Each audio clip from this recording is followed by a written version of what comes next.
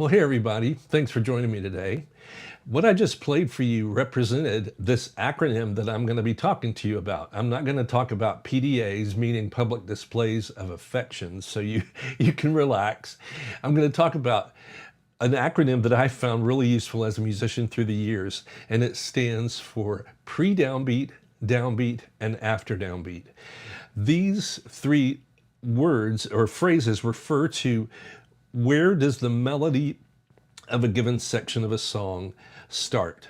Does it start before the downbeat? If we're counting in four, for example, 1, 2, 3, da-da-dum, that was before the downbeat. If we're singing on the downbeat, we might go 3, 4, la, la, la, la, la. And if it's after the downbeat, it might be 3, 4, 1, da, da, da, da, da, dum. Now, I'm going to give you more examples than la, la, syllables that I'm singing. So let's get started and we'll look at some random ideas I'm going to show you, and then I'll show you examples from popular worship songs you'll recognize. Okay, first of all, P of the PDA acronym stands for pre-downbeat. It means melodic activity starts before the downbeat. So here's a random example I notated. So if I'm going 1, 2, 3, da da da dum, 3, 4, I'll do it again, 1, 2, da da da dum. And you can see that double bar line I have before the A half note. That tells you that the downbeat is falling in the second measure of the piece. So again, from the top, 1, 2, da da da dum. So that's an example of pre-downbeat. A great example from the worship song list that so many of us use today is the verse of Goodness of God, which goes 1, 2, 3, 4, 1. Here we go.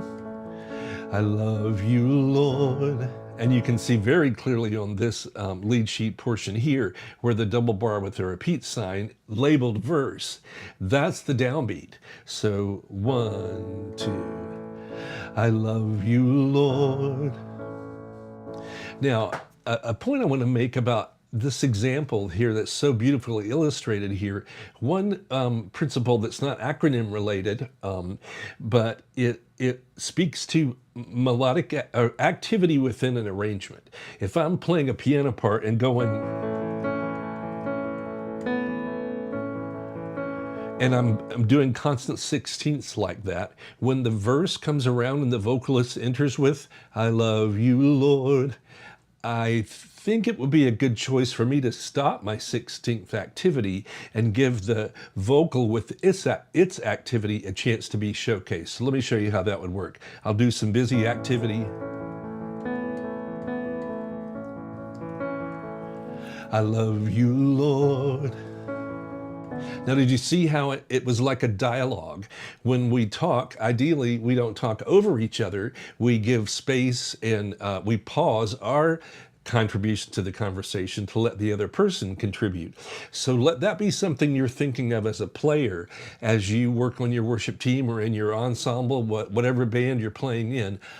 Excuse me, listen to your vocal entrances or solo instrumental entrances and let your playing showcase or feature, leave room to let that melody activity be featured. All right, so that's the pre-downbeat idea. Now, the next idea is melodic activity starts on the downbeat. So I gave you this is just some random stuff I wrote out before I went live here. So this might be, if I went 1, 2, 3, 4, la, la, la, la, la, la, la, la. That's an inspiring melody, right? So here it is again, 3 downbeat, da, da, da, dum. Da, da, da, dum. Yeah. So that's very simple, I know. But the point is the activity of the vocal phrase or the instrumental solo line begins on the downbeat. Now, an example of that concept is the verse of Great Things, Phil Wickham's Great Things. So 1, 2, 3, come let us worship the King. our King, sorry. Come let us worship our King. So very clearly on the downbeat. And in fact, you can see it in the lead sheet here. I've included as well the double bar line, verse label above it. That's an example of the downbeat. Now, let's see the third example, the third letter in the acronym A for after the downbeat suggests that the activity starts after the downbeat of the measure. So for instance, here's some of the intro figure or intro activity. 1, 2, 3, downbeat. La la la la la la la. 3, 4, downbeat. La la la la la la la. Now, as simple as these examples are that I'm showing you, I challenge you to say, okay, I'm in the key of D, and I'm going to sing just some la-la or whatever random syllable you want, and challenge yourself to count 3, 4, and then start something after the downbeat. Or count 1, 2, da da da da dum, and sing before the downbeat, or sing something right on the downbeat. Now, if you're an instrumentalist, you might want to challenge yourself to, of course, you won't have neutral syllables unless you want to sing as you play your instrument. But it's a great discipline to make an exercise out of something like this. Rather than just finding and noticing examples from our song literature that we use, create some things yourself. And as a songwriter, it can be a great discipline for you, because then one thing you might discover is, oh, a lot of the songs I love do something different in terms of the PDA timing of their melodies. Is it pre-downbeat? Is it downbeat? Is it after downbeat? So try some of those things yourself. Look for those things yourself in modern recordings, and you'll discover some of the craft of songwriting or even arranging when you consider instrumental activity that might be appearing. Study great examples and make them part of your musical vocabulary. Notice the things that you might not have noticed before. It's a fascinating study. Now, the example I'm going to show you is of after the downbeat is from Goodness of God again. So the verse ends, I will sing of the goodness of God. 2, 3, here comes the downbeat. All my life you have been faithful. And again, I happen to choose notation for all these examples that has that bar line that's very clearly showing you where the downbeat is. Excuse me. So Goodness of God is full of contrast in terms of the writing of the song. The intro starts, the verse rather starts before the downbeat. 2, 3. Sorry, let me count that. 1, 2, 3. I love you, Lord. Downbeat happens there. And as I've just shown you on the chorus, 3, 4, 1. All my life, that's after the downbeat. Excuse me. So, sorry, I have some crud that I can't quite get rid of, but I appreciate you're putting up with some weird noises from me today. Blah. So that's my overview, quick overview of PDA, pre-downbeat, downbeat, after downbeat. And if you would look at the top 5 songs in the CCLI song select list right now, I'm thinking of Holy Forever. I don't know what key it might be in. I'll put it in G. So the verse, 3, 4, done and done and worship, falling down. I don't know the lyrics. Sorry, I didn't have this one prepared. Falling down forever to the Lamb.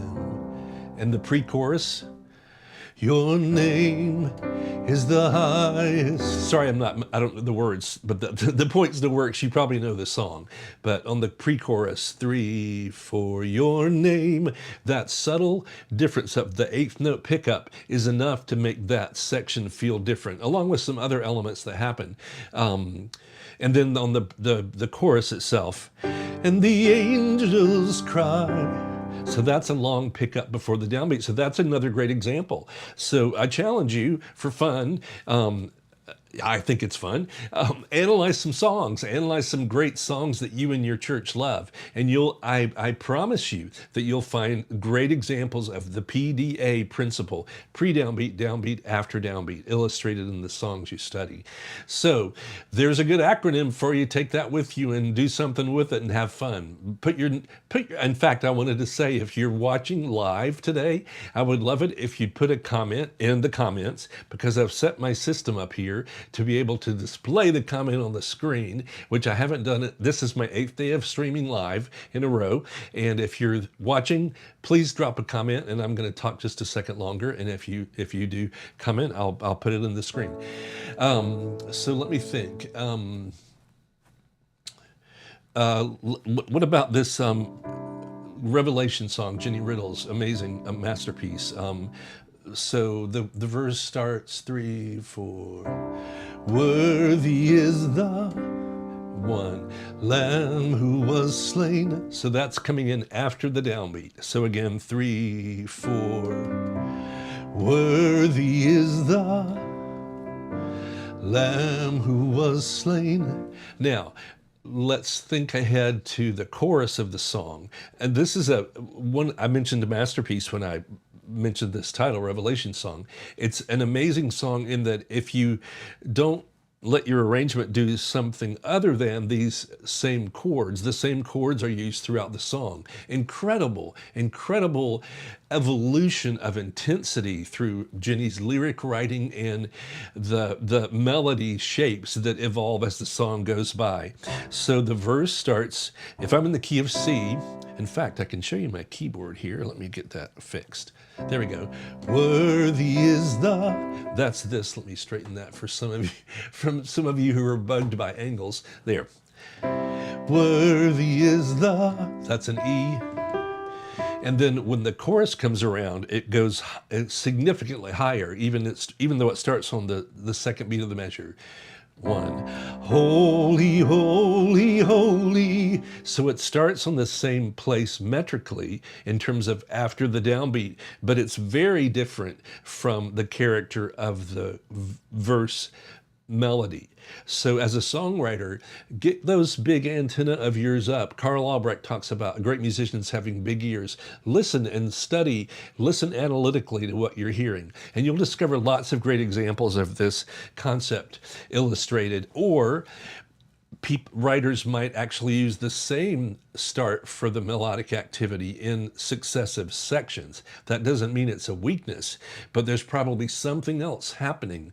Faster chord changes, various things happening in the arrangement itself that help delineate these sections. So there you go, my friends. Thanks for watching today. I look forward to seeing you again, and hope you have a great week. Take care.